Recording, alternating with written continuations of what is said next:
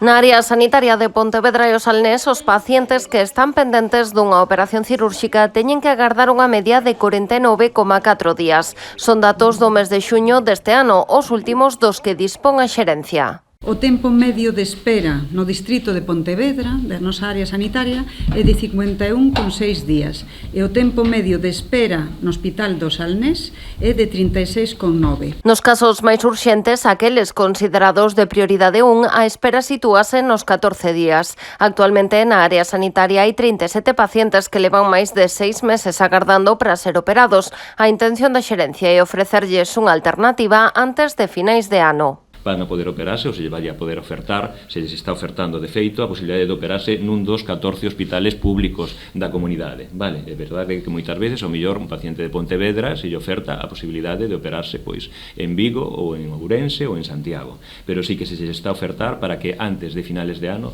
o 100% dos pacientes que levan máis de 6 meses esperando para ser intervidos, podan, si queren, ser intervidos nun hospital público galego. Segundo Flores, actualmente os quirófanos traballan o 100% do seu rendemento. O obxectivo da área é mellorar estes datos das listas de agarda, acadando as cifras previas á pandemia. Vimos, como vos decía, dunha etapa complicada que era o tema do número de persoas que deixaron de intervirse ou ben mesmo de facerlle probas ou mesmo de consultarse no período de COVID que todavía vimos arrastrando. O obxectivo que nos marcamos son os obxectivos do 2019, das listas que tivemos en 2019. Lóxicamente somos conscientes de que é un obxectivo moi difícil de alcanzar. Pois temos que recortar todavía como uns 10 días. En canto á agarda para as probas diagnósticas en radioloxía, a media é de 74,1 días. No que se refire ás primeiras consultas das especialidades, o dato baixa ata os 42,3.